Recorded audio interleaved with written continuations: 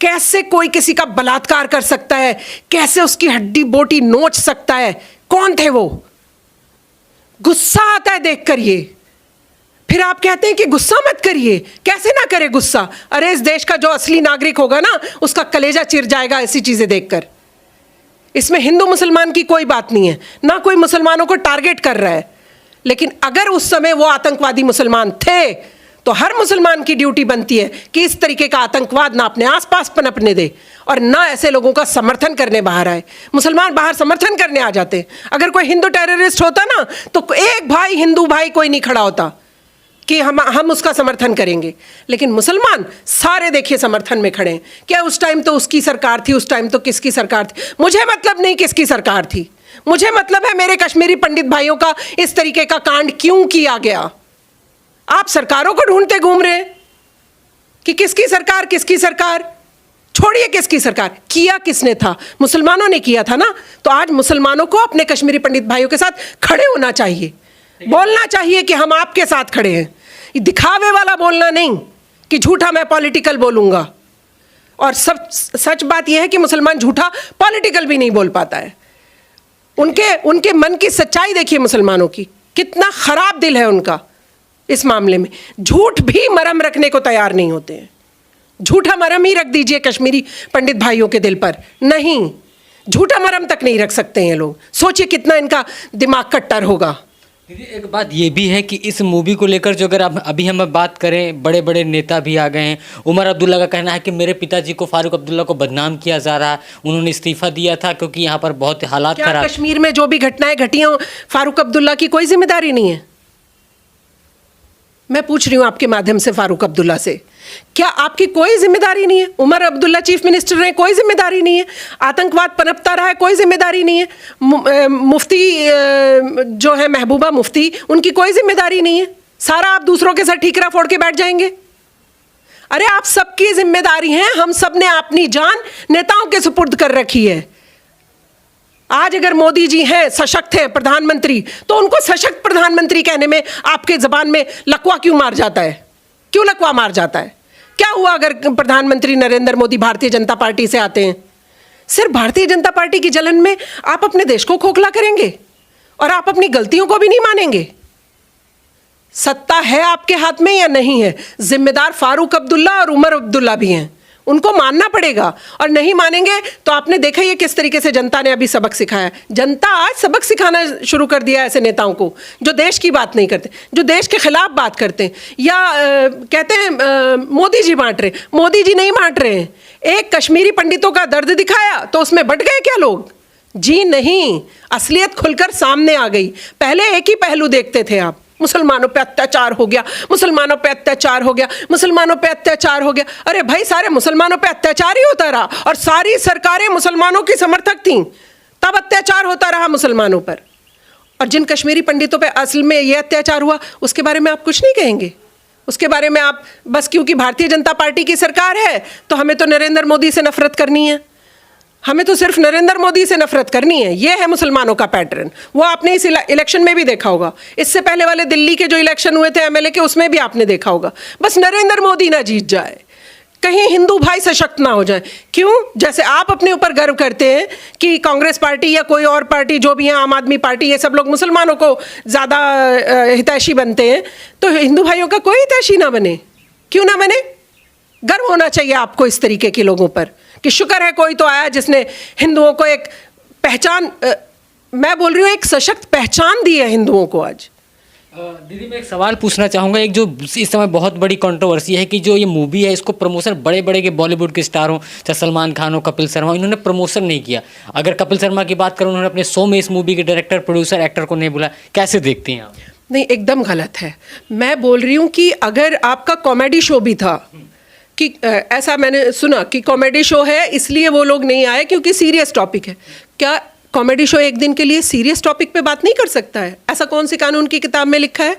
ऐसा कौन सी कानून की किताब में लिखा है? आप भी कहीं फिल्मों के उसमें जाते होंगे, जब इंटरव्यू लेते होंगे तो आपका भी माहौल बदल जाता होगा। आप फिल्मों वाली बातें करने लगते होंगे। आप सोशल लोगों से बात करते हैं तो सोशलाइट क्वेश्चन पूछते हैं। तो क्या कपिल शर्मा का शो एक दिन के लिए, कश्मीर फाइल के लिए सीरियस नहीं हो सकता है? क्यों नहीं हो सकता है सीरियस? सीरियस नहीं हो सकता है तो समझिए वो भी उन्हीं लोगों का समर्थक है जो आप देख रहे हैं, जो इस देश में मुस्लिम कम्युनिटी के लिए बोल रही हूँ मैं स्पेशली, हालांकि बुरा मानते हैं मुसलमान कि आपने मुसलमानों को, लेकिन अपने अंदर झांकने की कोशिश नहीं करते हैं कि हमने क्या क्या गलत काम किए हैं। आज भी देखिए किसी मुद्दे पर भी आप मुसलमान को देश के लिए स्टैंड लेता नहीं देखेंगे। दीदी एक बात ये जानना चाहूँगा, आप द कश्मीर फाइल्स का समर्थन कर रहे हैं, आपके खिलाफ भी फतवा जारी कर सकते हैं? नहीं, कौन डरता है इनके फतवों से? क्या उखाड़ लेंगे ये फतवा देकर? आप बताइए। इतने मर्द होते ना तो जाके अभी कश्मीरी पंडित भाइयों के साथ खड़े हो जाते अगर ऐसी मर्दानगी थी मुसलमानों में। फतवा किन पे देते फिरते? अरे उसने अच्छा बोल दिया, उसने देश के लिए बोल दिया, उसके लिए फतवा। अरे अच्छा बोलने वाले, देश के लिए बोलने वालों के लिए फतवा, और तुम सब मुसलमानों के लिए कौन सा फतवा?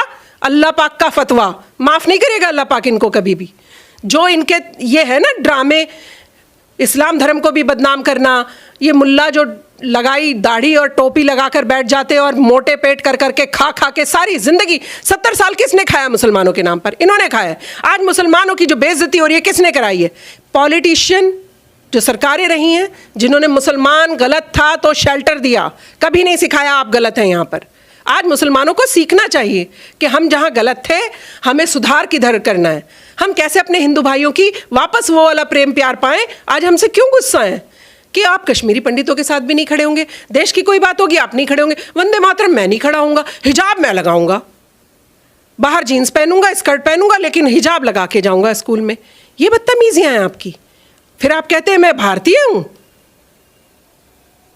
सरकार अगर मुझे देना इनको ठीक करने के लिए थोड़ी ताकत, सही बता रही हूं आपको, इनको एक लाइन में खड़ा करके सीधा कर दूं मैं और सिखाऊं इन्हें देशभक्ति क्या होती है और किसे कहते हैं देशभक्त। और दीदी एक चीज़ जानना चाहूँगा, कश्मीरी पंडितों को आखिरकार न्याय कैसे मिलेगा? अगर आपकी नज़र में देखें तो कैसे न्याय मिल सकता है? आज मैं आपके माध्यम से प्रधानमंत्री श्री नरेंद्र मोदी जी से गुहार लगा रही हूँ कि हम सब लोगों की एक इच्छा है। ये कोई कंट्रोवर्सी हो रही है, होने दीजिए, हिंदू भाई जाग रहे हैं, बहुत अच्छा हो रहा है, सब कुछ अच्छा है, लेकिन क्या हम उनको पुनर्स्थापित करने की तरफ जा रहे हैं? ये तो हमारी सरकार को करना पड़ेगा ना।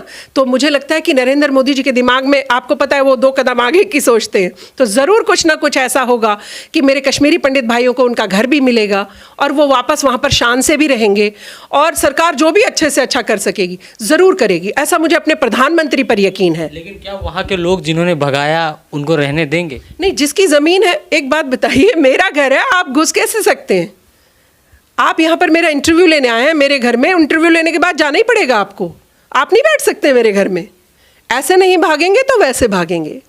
जो कश्मीरी पंडितों की माँ बहन या पिताजी के साथ जिस तरीके का ये विभत्स कांड हुए, वो लोग जिंदा हैं अभी, उनके बच्चे बड़े हो गए 30 साल में, वो लोग खुद बता रहे हैं अपनी ज़बानी। और आपको क्या चाहिए? मैं बोल रही हूँ तथ्य शायद इससे ज़्यादा खतरनाक है।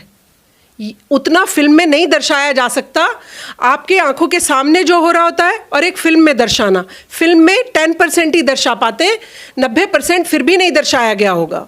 तो उस कांड को याद करिए, उस घटना को याद करिए, और उन कश्मीरी पंडितों के दर्द जो दिल में होगा अभी, जो बच्चे ने अपने माँ बाप को कटते हुए देखा होगा, आप उसका दर्द भी तो समझेंगे।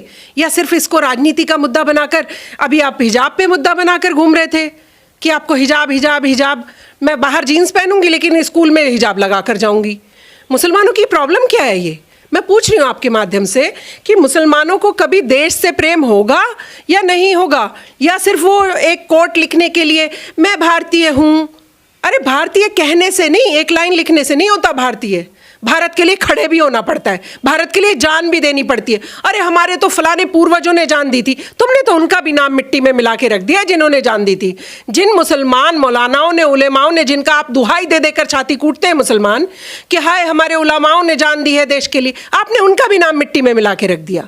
क्या है आज आप देश के लिए? कहीं हिजाब का मुद्दा इस तरीके से उठाया, और अब आप देखिए कश्मीर फाइल्स। अरे कश्मीरियों का दर्द समझने की बजाय आप एक अलग ही दिशा में दौड़ रहे हैं। अरे मुसलमानों को आज ये सोचने की ज़रूरत है, हमने जो ये कांड किया था, हमने ये जो विभत्स हत्याकांड किया था, भविष्य में हम लोग ऐसा ना करें, उससे सीख लें। और ये ऐसी सरकारें जो उन लोगों को सपोर्ट किया करती थी, आतंकवादियों को, और कश्मीरी पंडित जो सामने आपके सामने दिख रहे हैं, लाशें पड़ी हुई हैं कटी हुई, उसका दर्द समझिए। मुसलमानों से मेरी अपील है, कृपया कर उनका दर्द समझिए, इसको राजनीति का प्रपंच मत बनाइए। दीदी आप जब कश्मीर फाइल्स देखने गई तो आपको कैसा लगा? जब मूवी देख रही थी तो कैसा भाव मन में उत्पन्न हो रहा था? देखिए, आंसू अपने आप जार जार निकलने शुरू हो जाते हैं। ये मतलब कोई आपको कहता नहीं है कि देखिए क्या हो रहा है, बस आपके सामने जैसे ही वो दृश्य आता है आपके आंसू बहना शुरू हो जाते हैं। आपका दिल कटने लगता है कि कौन है वो इस तरीके का आदमी जो किसी बहन बेटी को इस तरीके से काट देता है, 10 टुकड़े कर देता है।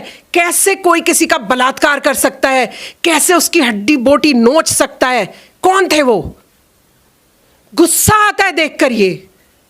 फिर आप कहते हैं कि गुस्सा मत करिए। कैसे ना करे गुस्सा? अरे इस देश का जो असली नागरिक होगा ना, उसका कलेजा चिर जाएगा ऐसी चीजें देखकर।